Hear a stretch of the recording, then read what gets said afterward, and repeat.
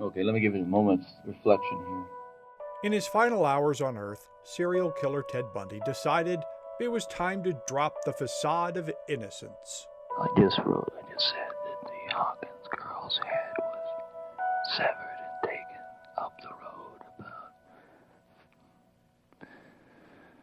about 25 to 50 yards and buried in a location about 10 yards west of the road on a rocky hillside. Leading experts in the criminal mind thought they knew everything there was to know about Bundy. I'm going to use language that's a little tough, but this guy is a real sick fuck, okay? But a set of raw, unedited confessional recordings kept away from the public by the FBI until now shine new light on his dark soul. You would have found damage to the head. The jaw in particular probably broken. I'm investigative reporter Chris Halsney, and this is Interview with Evil, Ted Bundy's FBI Confessions.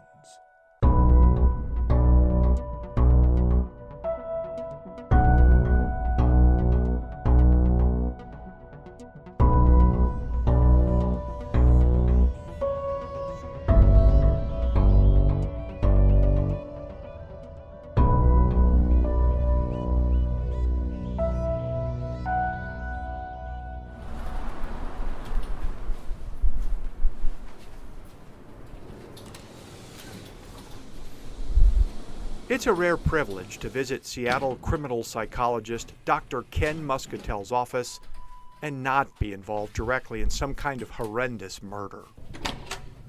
Hi. How you doing? Hi. Hi. Hi. Morning.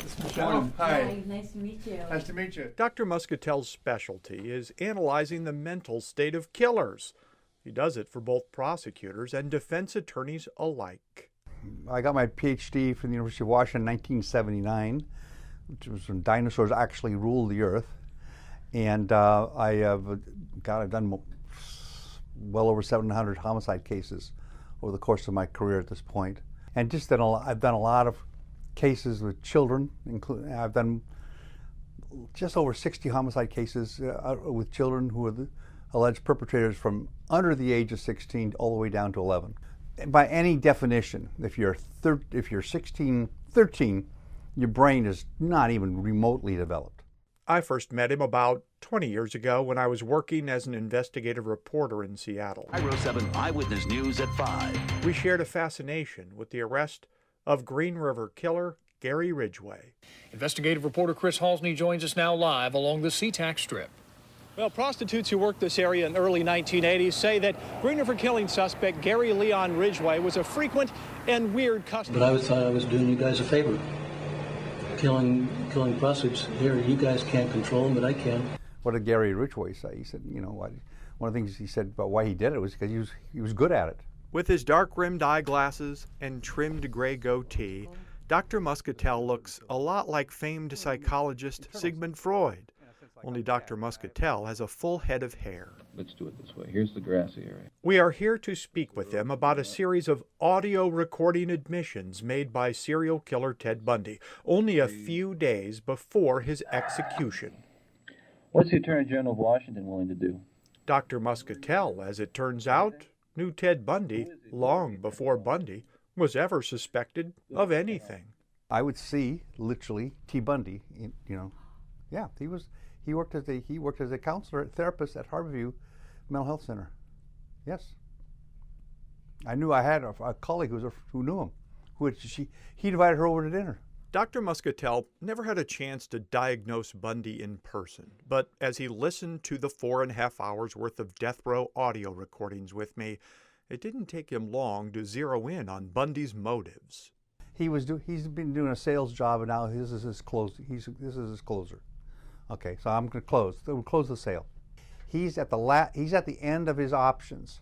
So what has he got to negotiate with? What he did, and they know what he did, but he's got information. So he's not only giving information about victims, which are going to run out sooner or later, right?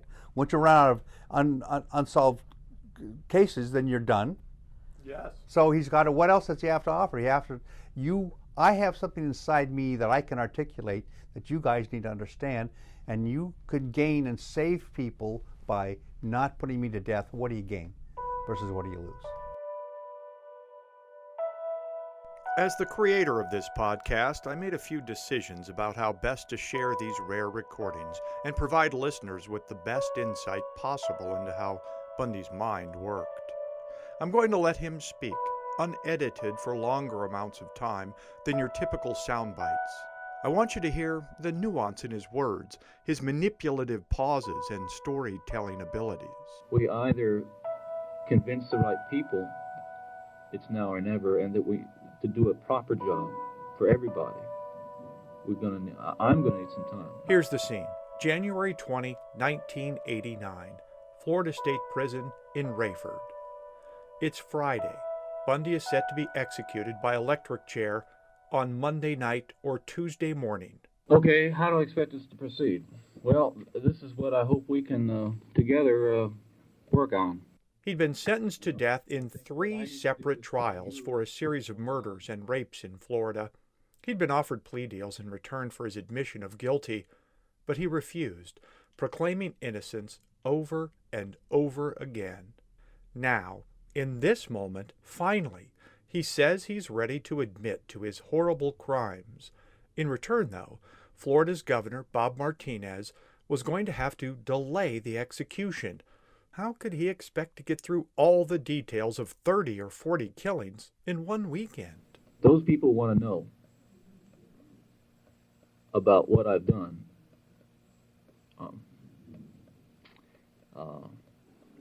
I think should be interested whether or not I have a chance to tell it. And I'm not talking about clemency. I'm not talking about weekend furloughs. I'm not talking about anything unusual except to give us a reasonable period of time for law enforcement to have a systematic and deliberate make a systematic and deliberate attempt to know everything that I have to tell them, and make use of it, both specifically in solving cases, finding remains, and in the more general aspects of the kinds of things that Bill's unit works with. I mean, in the overall understanding, prevention, detection, that kind of stuff. But off the top, obviously, it's the individual cases. That you, I'm sure, and other law enforcement people are most interested in. The Bill he's referring to is William Hagemeyer. He's one of the FBI's original criminal profilers. His colleagues describe him as smart, more of a college professor than a hardened street cop. He barely says a word for days while sitting, listening to Bundy. Okay, I'm just rambling on here. Just break in any time, and because I know that I'm sure that over the years you have developed some sort of feelings of insight, or to say the least, and maybe even some animosity you'd like to get off your chest. But we need to talk very frankly here. Bundy has a parade of detectives from around the country waiting to speak with him. We just can't get everybody in here in the next 2-3 days. You know better than I what a good and reliable interrogation consists of. There are unsolved homicide cases in Colorado, Idaho, Utah, Montana, California, Oregon. But on this day, representatives from those states were going to have to wait. I hear you, Bob. Bundy prioritizes visiting with Washington State Detective Bob Keppel. This wasn't random. Bundy was comfortable with Keppel because the two had been secretly chatting for years while Bundy waited on death row. More on that later.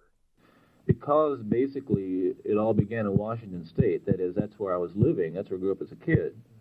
And that's where I grew up as a young man. And those kinds of images, impulses, and behaviors which ultimately led to the violent behavior, occurred, if you will, in Washington State. That the kind of broad understanding that I'm looking for is going to come, during those years I lived in Washington State. Unfortunately, I guess from your standpoint, it was basically Washington State where those first crimes, incidences, murders that took place. The serial killer said he trusted Keppel to share his detailed memories of his kidnapping and murder of one of his first victims, 18-year-old University of Washington student Georgann Hawkins. Let me start with one. Let me start this way. The unidentified remains. This is where I'm a little bit, the presence of the officers down here is a little bit unnerving. Some of this stuff I don't mind talking about, but because they wouldn't know from Adam. But names, I can write it down, or I can whisper it to you, or whatever. I just don't want the police getting any kind of names at this point. Yeah, and then I'll just write the name down for you. All right.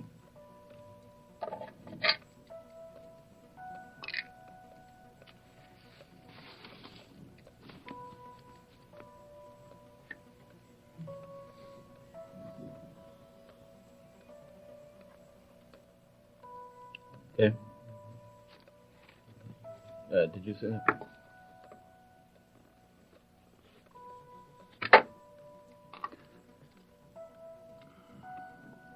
Where's this? This is the name that I just wrote down was Georgann Hawkins. He's enjoying the process. I mean, he's not, there's no distress. There's no fear. There's no anxiety evident. If you listen to the voice, where is it? Where is this? This is where he feels in control. This is how he's dealt with things. He always feels when he's doing this.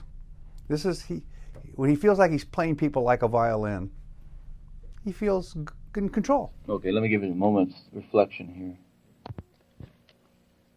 Yeah, I'll talk real low. I'll give you one thing just to keep in mind.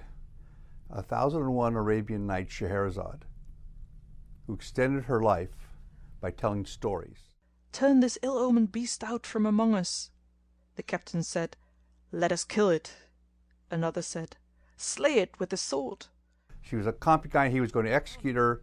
He was going to kill her. And she told this great story, probably was sexual. And so she got another night. And then she got another night. And she got another night. So just think about that. I'm at the point, finally, where I see that I'm going to have to tell you and others everything that I know with regard to so-called unsolved cases. So Bundy was ready to start his story, rich in detail and drama about one of his first kills.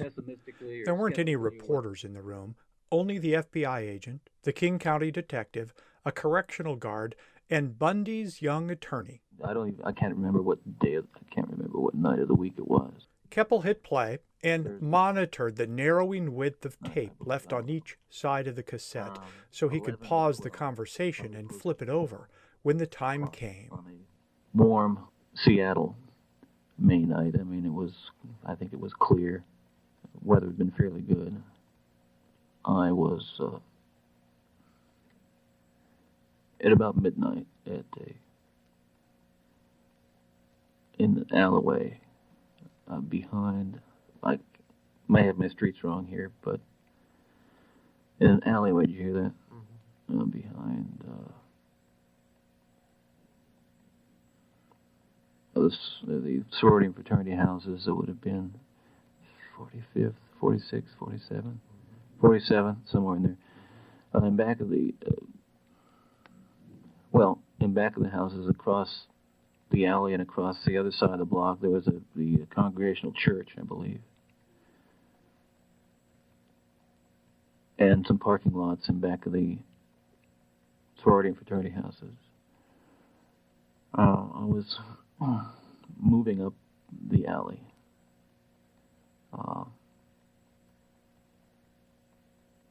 Using a briefcase and some crutches.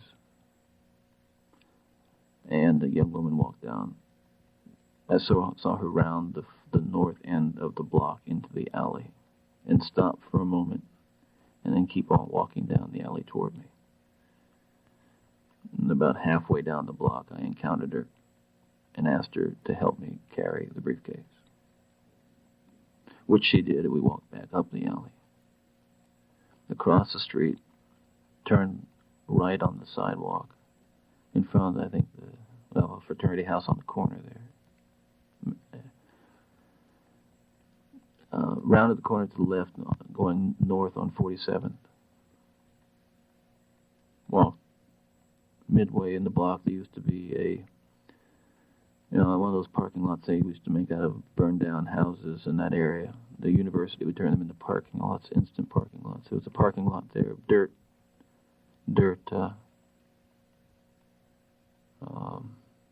surface, no lights, and my car was parked there.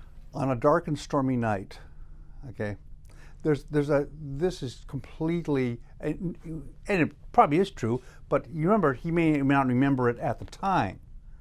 I mean, his memory, so a lot of this could be reconstruction in his mind. What was the weather like? I can remember, so he's piecing, so some of this can be confabulation. He probably remembers the key elements of it, but he is telling a story. Again, I refer you to Scheherazade, that he is telling an enticing story, that's a good enough story, he will buy another day. Basically, when we reached the car, what happened was I knocked her unconscious with the crowbar. Where'd you have that? By the car. Outside? Outside and back of the car. Did she see it? No. No. And then there were some handcuffs there, along with the crowbar. Along with what? The crowbar. Yeah. And they handcuffed her and put her in the passenger side of the car and drove away. Was she alive or dead? Oh, no, she was quite, she was unconscious, but she was very much alive. Okay. What happened next?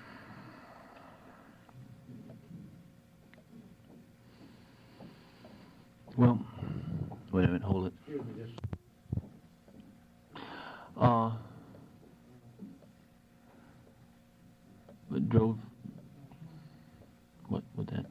Drove down the alley to 50th, I believe, northeast 50th, or when the street going east and west.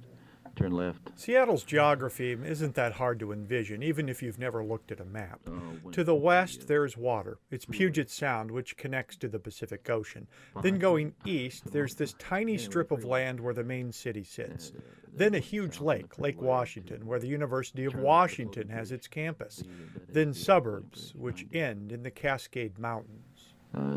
She was conscious at this time. Maybe she'd regained consciousness at this time, basically.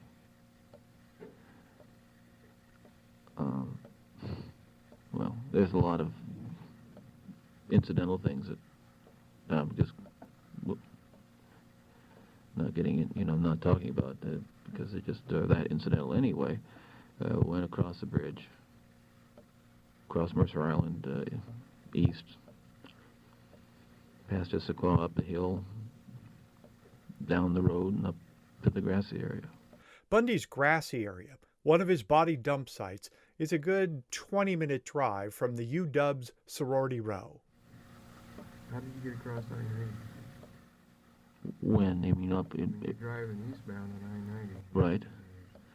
Well... Barricade, no, of that road. Not then, there wasn't. Huh? No, you could, like I told you, you could turn, at that time, you could make a left-hand turn. Illegal as it may have been because of the double yellow line. That was a crazy, talk about craziness. If there'd been a state patrolman there, he'd probably arrested me, right? But, nevertheless, at that time, there was no divider running down the middle of that road at that point. I can tell you, I know. You're right. It would have been pretty damn hard to do it if there was. But all you had to do was just make an illegal left-hand turn all the way across, the westbound, two westbound lanes of 90. and right into that side road that ran parallel to 90. What happened after that? Well,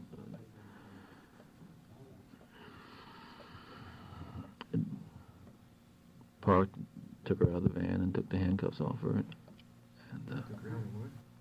took her out of the car, And you driving what? the Volkswagen. Okay, you said van.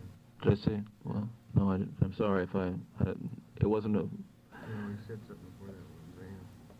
Well, okay. Well, it wasn't. It was a Volkswagen, and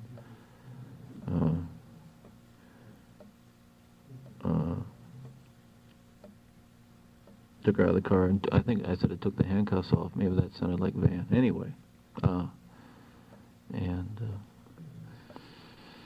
gee, this is probably the hardest part. I don't know.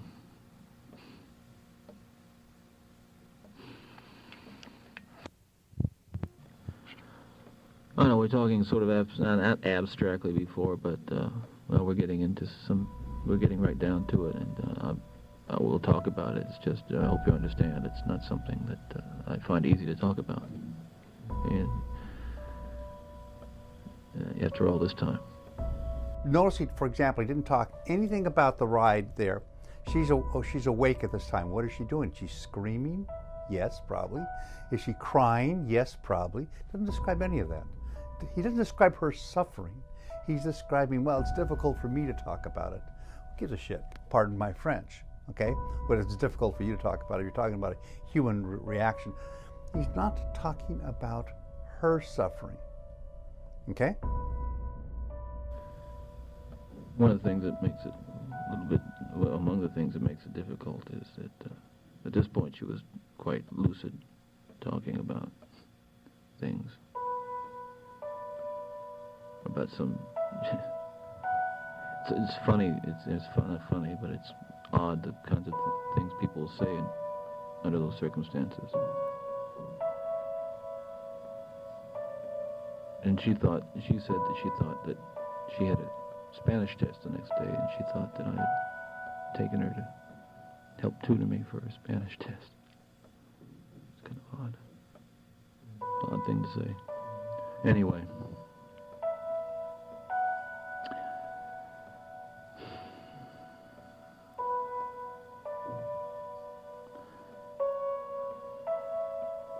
the long and short of it, I mean, I'm going to maybe try to make this get there by degrees. The long and short of it was that I again knocked her unconscious and strangled her and drug her into about 10 yards into the small grove of trees that was there. What are you strangled with? Cord. Cord? An old piece of rope. Is this something you brought there with? Yeah. Something that was in the car. Okay. Then what happened? Then I packed the car up. By this time, it was almost dawn. It's just about dawn. Sun was coming up. And I went through my usual routine. I went through this routine where I was just absolutely, I would go through this, but on this particular morning, I was just absolutely, again, just shocked, kind of scared to death, shocked, horrified and I went down the road throwing everything that I'd had, the briefcase, out the window, throwing the briefcase, the crutches, the rope, the clothes, just tossing them out the window. I was in a sheer state of panic, of just absolute horror, you know. It's like, at that point in time, this consciousness of what has really happened is like you break out of a fever or something. That is. And so I drove north on 90, then northeast on 90. At some point throwing articles out the window as I went, articles of clothing, shoes, etc. This next part is a little hard to hear, so I'm pausing. Detective Keppel's question is really important. He challenges Bundy by pointing out a massive hole in the story he just told. Bundy never mentioned removing Georgann Hawkins's clothes. When did you remove those? What? The shoes, clothing? Well, after we got out of the car, initially. Okay. Well, I skipped over some stuff there, and we'll have to get back to it sometime, but I don't feel, it's just too hard for me to talk about right now. Okay, stop just for a second. Okay, so it's just about dawn. So what time did he grab her? 6 hours. So he had her for hours and hours and hours. Okay? So he's sort of saying, well, I just, then finally just knocked her out, like minimized, and she was out, and then I strangled her while she was unconscious. What happened in those hours? He either tormented her psychologically, physically, or both for hours. It wasn't a quick, he didn't knock her out and she dropped, she was dead, and strangled her and then took her straight out and disposed of the body. He, in fact, took her out while she was still alive. Took her all the way into someplace remote and then had her there for 2, 3, 4 hours, and then finally killed her and disposed of the body. That's an important element in understanding what he was about. What he was all about. Well, that is why the FBI has been using these unedited Bundy recordings during training in its Behavioral Analysis Unit. The Hawkins girl's head was severed and taken up the road about 25 to 50 yards and buried in a location about 10 yards west of the road on a rocky hillside. Did you hear that? I give you that because, I felt that it might be worthwhile to start there because, one, that hadn't been discovered before. Okay, that was more or less a question mark. To a point. We all know what the suspicions were, but basically, and so those people, and among other things, the family there might be able to, I don't know if you still even have those separate, unidentified remains. But in any case, I think that was a good place to start. By the way, former Detective Bob Keppel has spoken at length over the years about his Bundy encounters inside the prison, including with me. A good friend of his, another longtime homicide detective, tells me Keppel's health has been deteriorating, and he's likely done his last interview on this subject. So, you remember what clothes she was wearing right now? Yep. A pair of white patent leather clogs, blue slacks, some kind of halter top over which she had a shirt tied in a knot. Okay, and where were these deposited? Along the roadside? Mm-hmm. Not right along 90. Went east to the infamous Taylor Mountain Road. What highway is that? 18. Turn right, went south again. And at some point, south of Taylor Mountain, a lot of that stuff went out of the car, down embankments and what have you. Yeah. Pull out to do it? No, I would stop, pull over the side of the road. It was pretty light, and just tossed it out. Well, you see, I didn't. There were sometimes I would do that, and sometimes I wouldn't. At this point in time, I was so frantic, so panicked, so whatever about what had happened that I just had to get every reminder of that incident out of the car. To be frank, Dr. Muscatel just isn't buying Bundy's horror or panic story. Remember, he's listened to the confessions and reasonings of hundreds of murderers who have slaughtered more than 1,000 people. Based on that vast experience, Dr. Muscatel believes the emotion Bundy was likely feeling, but not admitting to, was the high of playing God. If nothing else, he's not overwhelmed by emotion. He feels completely in control.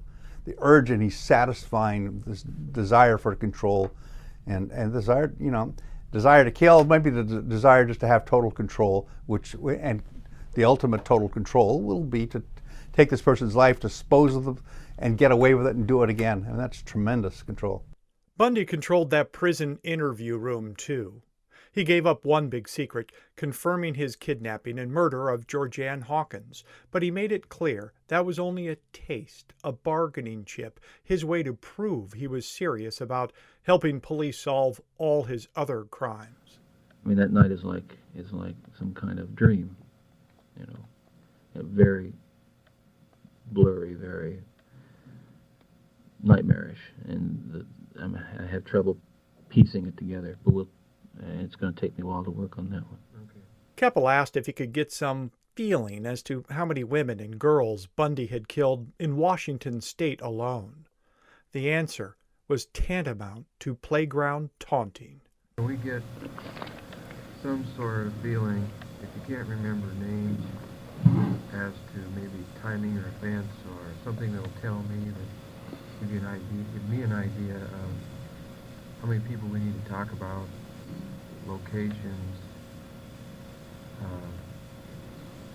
things like that, so I get an idea of the scope.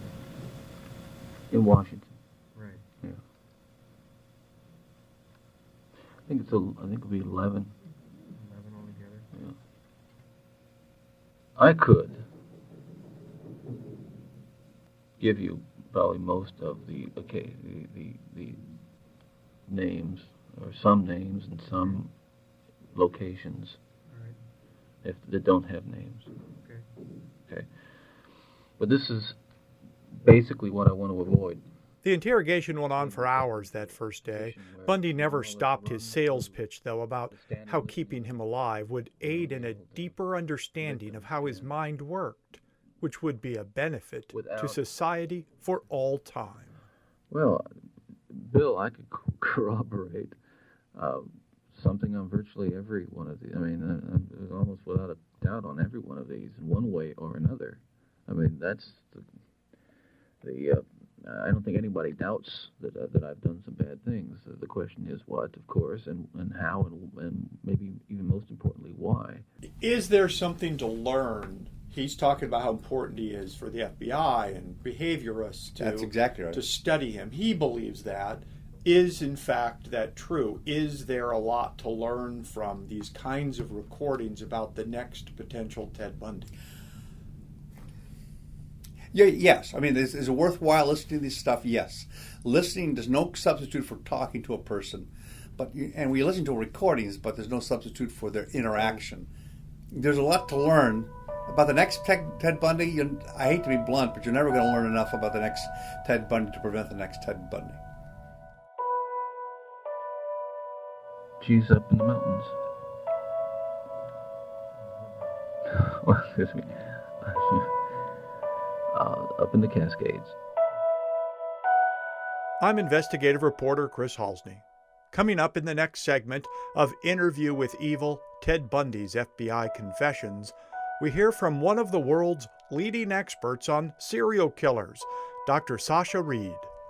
I think if people really did hear him in his own words saying what he did, I wonder if that would change people's perception of who he is. Because I think we see this person who people say is a monster, and we know maybe, yeah, he did it, but we don't know what he did. Her take on these rare recordings in our next podcast. She's also going to tell us where Bundy ranks within her database of nearly 6,000 serial killers, and why there is only one common characteristic that she's ever found which connects every serial killer on the planet.